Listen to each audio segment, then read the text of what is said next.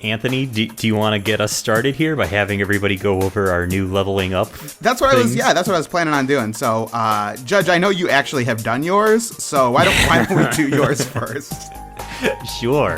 So, since we leveled up for no reason at all, there's been no explanation as to why we're leveling up. You guys have been through some hard-fought adventures, coming together as friends. It seemed an appropriate time. Okay.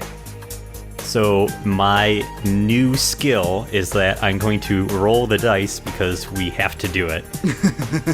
And I will be rolling to determine what type of summon I summon, yes. I guess. Yeah. And I know what you're all going to ask. So let me get ahead of it. It's Final Fantasy X summoning rules. So what that means is that the summon will take my turn. Instead of like the judge character playing, it'll be the summon. And cool. Didn't in Final Fantasy X it replace the whole party? It replaced the whole party. We're not going to do that. Slightly modified rules. Yeah, we're gonna have it just replace you. Now, do you like have the same summon every time? Is it always like a devil-looking man, or is it like a cat? There are 5 possible summons that I could summon, each with their own unique stats. Cool. I'm sure Anthony kind of tweaked them a little bit. No, I didn't. I said that was great. Okay. I looked at him and I said, fantastic. Okay, so it's kind of like, depending on how I roll to summon, that's going to determine the way the rest of my battle goes, because my stats would either increase or decrease because of it. And each summon has a wonderful visual accompaniment, yes. which we'll see in the new version of the Quaffing. Yes, we certainly will. Oh, wow. My only question is, when we roll for it, did you just want me to roll a dice here, or do you want me to do it in the Quaffinator? I didn't see any special button for the Quaffinator to do it with. No, you just like roll it in the Quaffinator, and like if there's like 1 to 5, if it's like a bad roll, it'll be the worst one. I kind of numbered Okay. I numbered them like -2, I think, for the worst one, and then -1, then 0, then 1, and then 2. Oh, okay. Oh, that's smart. You're a smart guy. Thank you. I know. Well, it seems like you're done, so why don't we just move on to Tom? Did you have any ideas of what you wanted to do for your level up skill? Yeah, I did. So I went more weapons-based with mine. Okay, I like that. Mainly because I remembered that at some point I said Thad had only bows with him. Yes. And no other types of weapons, and numerous bows. Yes. An infinite amount of bows, really. Yes. But, yeah. So it turns out one of those bows that Thad happened to grab as he was running out of his dad's house so he could really stick it to him was in a locked case that he was able to get into. Okay. It was a solid gold bow that was extremely heavy and cumbersome to shoot, so I could really only shoot it like once a day. Okay, you're right. The draw strength on that bad boy real high. Yes, exactly. So here's what I'm thinking, and you tell me if this is doable or not. But okay. The bow cannot miss. Okay. It's an automatic hit. I think that's fair. I think once per game you just automatically hit. Yes. So let's try and take that one step further. Can I automatically crit? So we'll roll to see if you crit. You can potentially crit, cool. but you might not always crit. But you will always. But I will always hit. Yes. Okay, I like that. And this thing is like extremely ornate. There's like little gold angels like sticking off of it, and there's like gold foil on the handle. Okay. And it's like super distracting and hard to handle, but somehow I'm able to always get off one perfect arrow, and it's always going to hit. And we will say that if it does crit, it will crit for extra damage. So there we go. It's not guaranteed to crit. It will always hit, but if it does crit, it will crit with incredible power. I like that. Okay. Chris, what do you got for? All right. Again, you need to tell me if this is possible or not. Oh, okay. Just like Tom's. So, I have a little origin story for mine. Yes. I want to explain my life. So my character, as you know, at one point was incapacitated. Yes. Now, when he awoke, he didn't realize this until just now in our story. Okay. But he's been through a trying couple of hours, I guess. Yeah. So the burns and the blow to the head must have caused some type of epiphany. Okay. And, I don't know if you're familiar with the hit 2000 movie, the Mel Gibson vehicle, What Women Want. Very familiar. Right, Yeah. Mel Gibson and Helen Hunt, he can actually think the thoughts of, hear the thoughts of women. Okay. Well, Yeah. Michael Battleaxe has that, but with animals. Oh, okay. Yeah. Okay. he can hear what animals are thinking. Can he talk to animals, or can he just hear what No, they're thinking? it's just like Mel Gibson and What Women Want. He can hear them. They don't know he can hear them. Okay.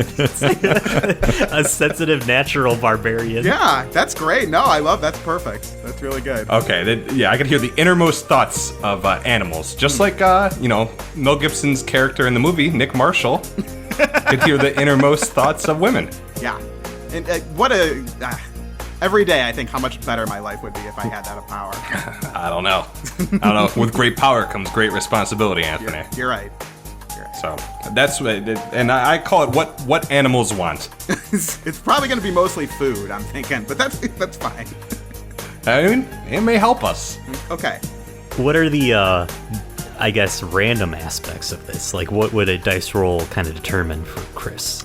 Well, I don't know that it's going to necessarily be random. The animals being there in general is random, is it not?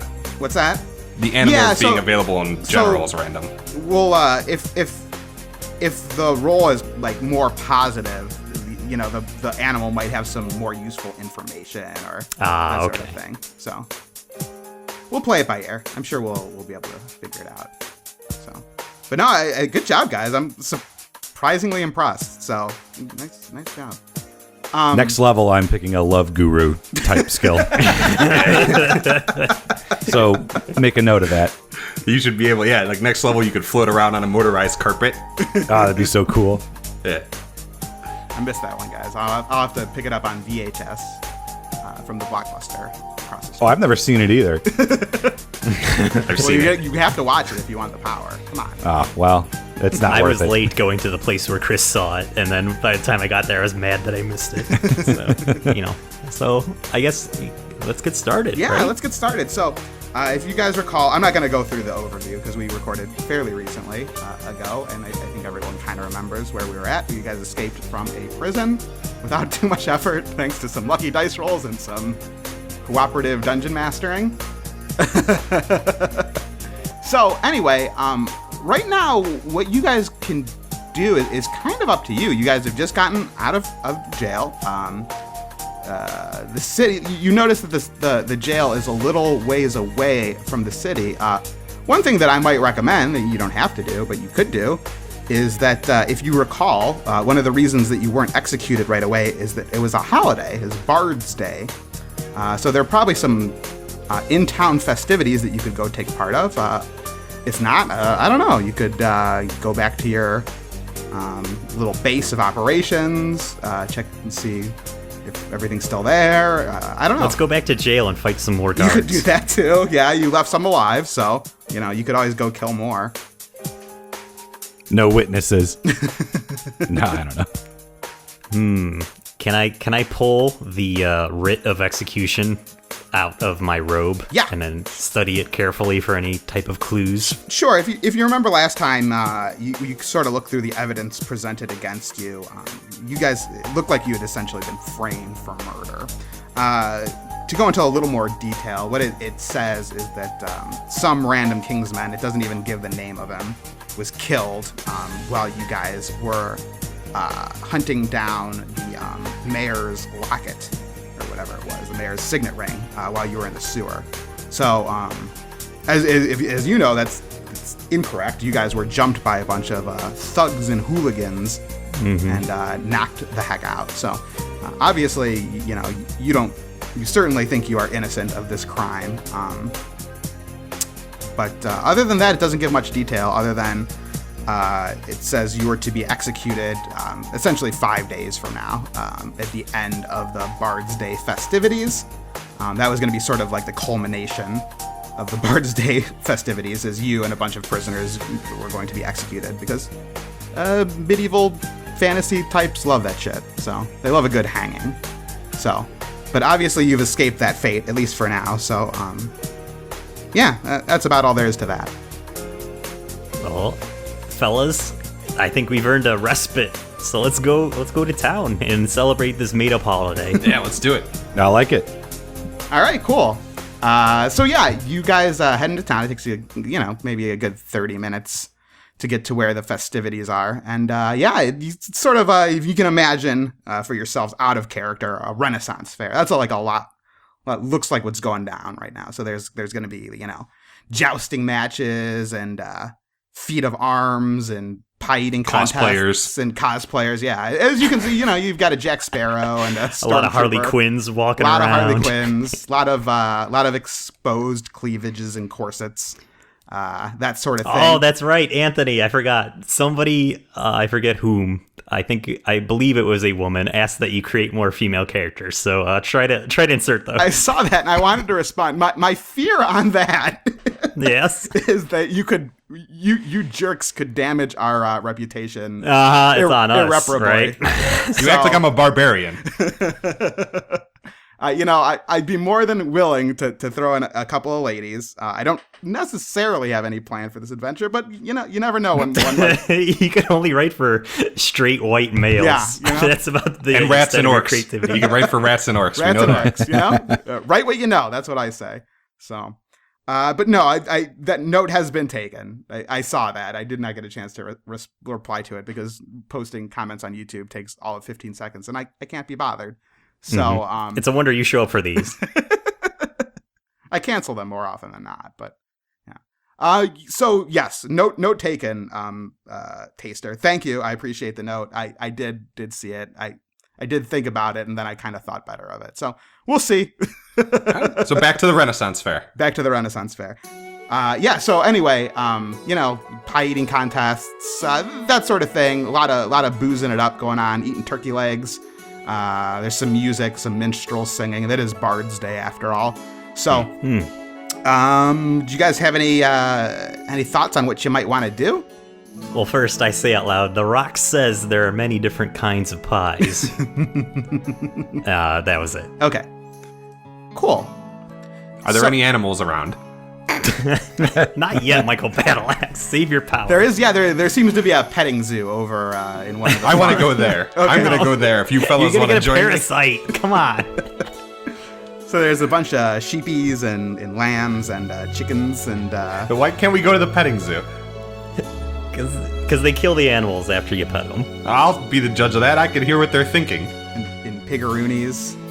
So, is that a made-up medieval animal that I'm supposed to know? Yeah, it's like a hybrid. It's like a goblin and a rat put together. Well, you guys should be lucky. We're going to be fighting them later. That's a level 4 encounter. You guys are only level 2. Okay. We're only level 2? I don't know. There's no, good system in this game. We've been playing this for, 80 hours. All right, you're level 12.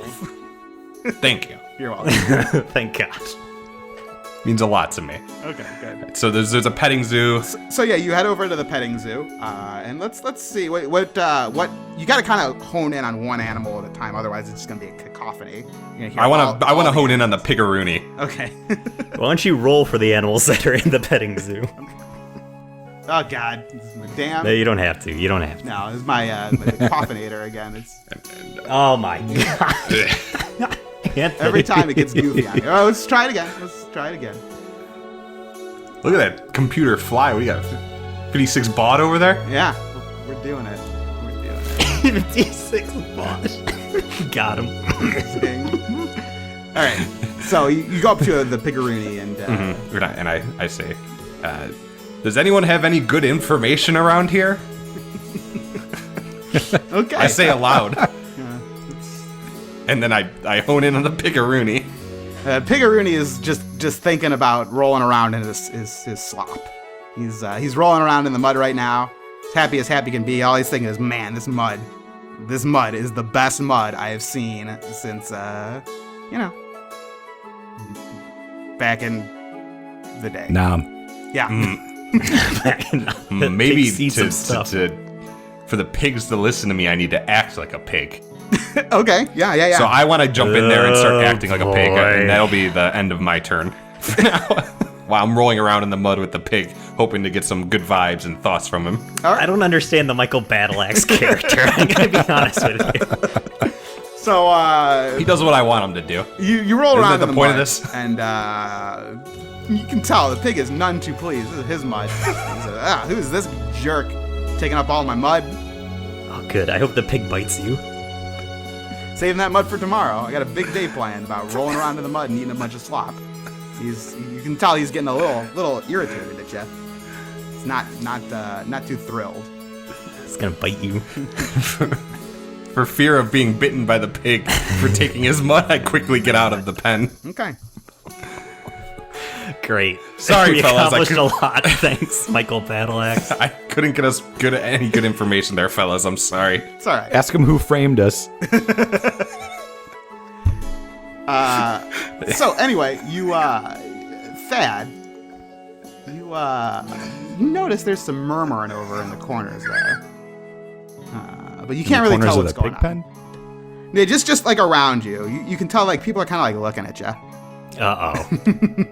Oh, boy. Well, I mean, I was rolling around in the mud. It would raise an eyebrow or two. Yeah.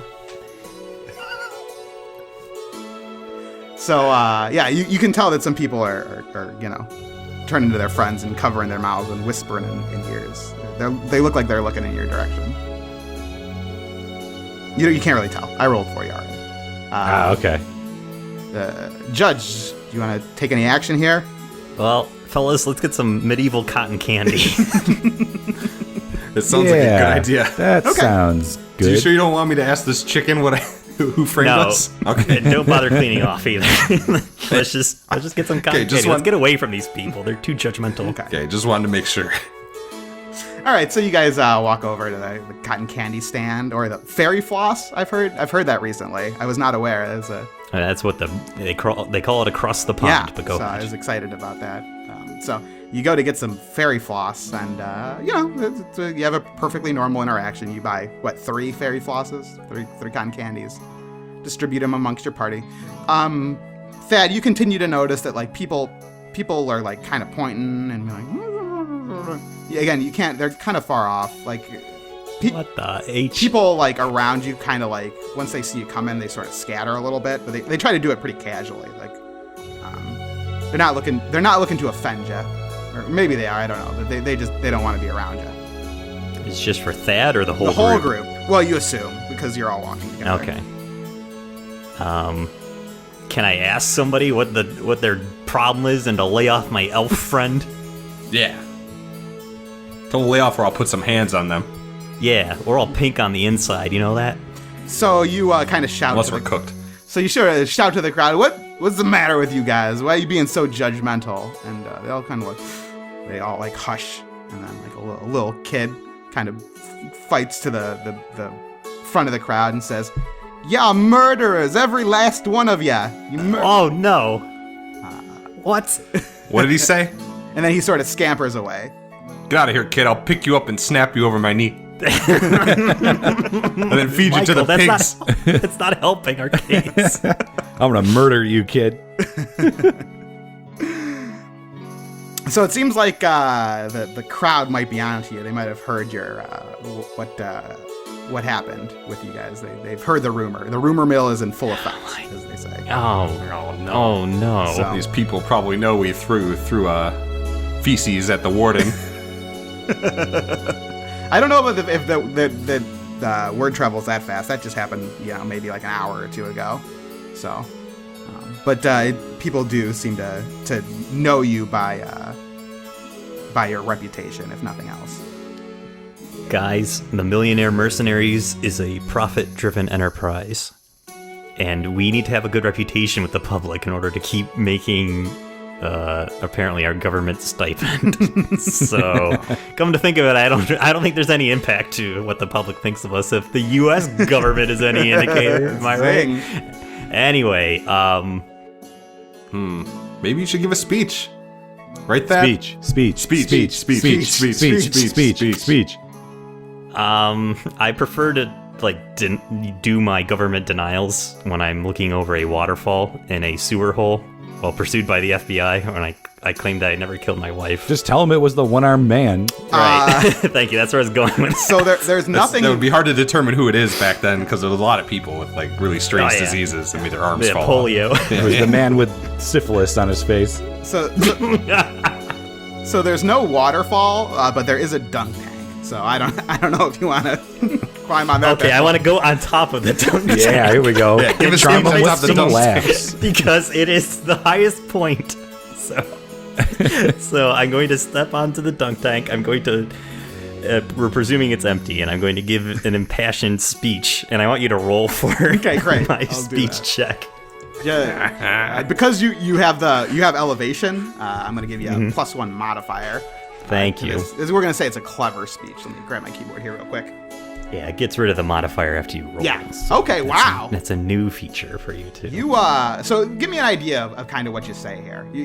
I'm Oh, gonna tell you wow. right now. It's a success. It's a pretty good success, in fact. Basically, I plagiarize a lot from Gandhi, MLK, a little bit of Bill Clinton in there, but Hitler.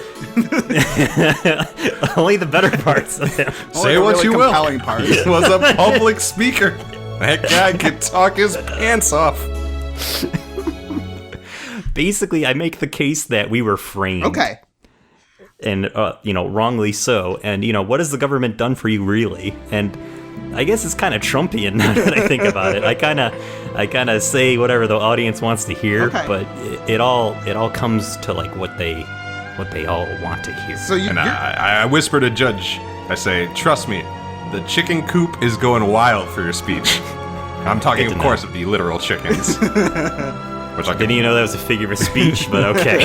not sure that it is, but in this universe, why not?